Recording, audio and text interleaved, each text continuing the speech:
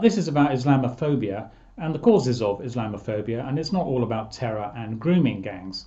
There are three types of Islamophobia. The first type is the general level of prejudice against Muslims, and this is low. And you might think, no, it's not, it's high. But it depends how you measure it. If you measure it by the number of Muslims fleeing prejudice in Britain, or by the number of Muslims planning to come here who've cancelled their plans, then it is low. Muslims seem to regard Britain as safe and desirable. The second type of Islamophobia is the general mistrust of Islam felt by everyone, including Muslims, who, like the rest of us, check out the luggage of other passengers on a crowded train to see if there are any wires sticking out, because luggage doesn't need wires unless the passenger isn't coming back, in which case neither are you.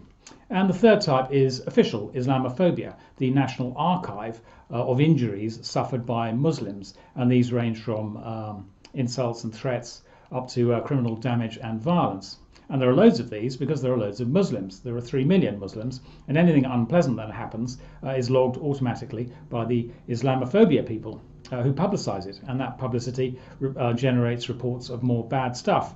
And this Islamophobia service has journalists and criminologists and academics and community leaders all working and all publicising hostility to Muslims. But the service is exclusive to Islam. There is no Sikhophobia service. There's no Methodism-ophobia service. There's no such thing as Druidism-ophobia or Quakerphobia. These words sound weird because they don't exist. Buddhism-ophobia, Scientology-ophobia, Jehovah's Witness-ophobia.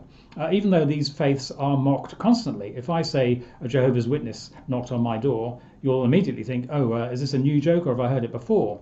If I say Scientology and Tom Cruise, everyone laughs or they'll go like that. And Mormonism is mocked. There's a comedy musical in the West End called The Book of Mormon. The comedy musical about the Quran hasn't happened yet, and that's because Islam is protected. And the rationale is that we have a special duty to Muslims because terrorist madmen have libelled Islam. These terrorist madmen have created a perversion of Islam, which is not the true Islam. And the perversion of Islam involves heretics being beheaded, gays being tortured, thieves being mutilated, underage girls being forced into marriage, and women going shopping wearing a floor-length poncho. That's a perversion of Islam. That's a libel on Muslims, and it's such a libel on Muslims that Muslims practice it in every Muslim majority country in the world. So which is the true Islam? Are Muslims in the West practicing an insincere form of their faith because it's convenient? I don't know. But we accept them because our culture is open and free. And there's a real clash here, and it comes down to change and tradition. The West likes change, the West welcomes change, and Islam seems to dislike change. It's a very traditional, very restrictive code, and it's perhaps the most restrictive social code there's ever been. And yet both cultures are very popular for different reasons. Each has a unique appeal. Western culture is novel and innovative and unpredictable. Islam is static and authoritarian, and people like that because it provides certainty on the big issues, like baby sham, for example. Drink baby sham, and Islam says you'll be beheaded. So you know where you stand on baby sham in the middle of the football stadium.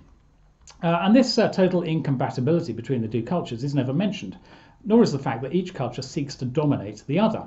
Islam wants the whole world subscribing to Allah.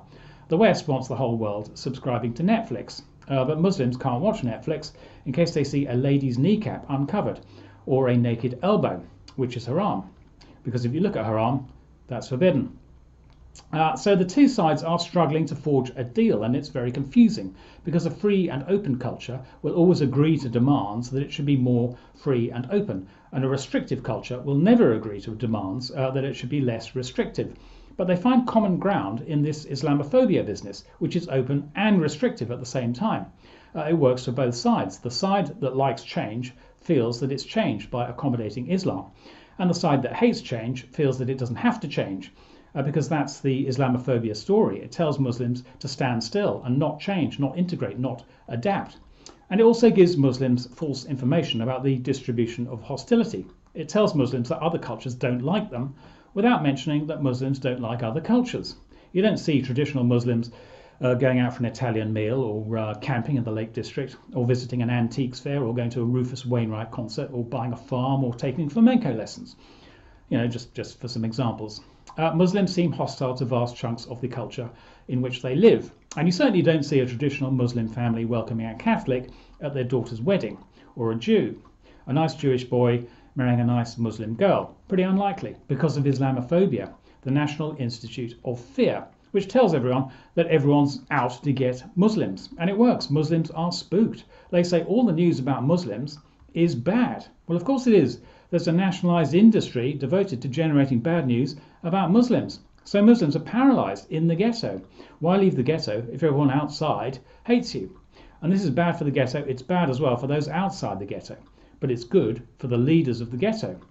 They like it. They like the ghetto scared because it makes the leaders more important. It makes their statements and their articles more valuable.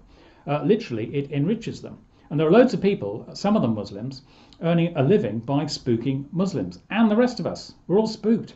We are paying people to make us live in fear, and it's mad.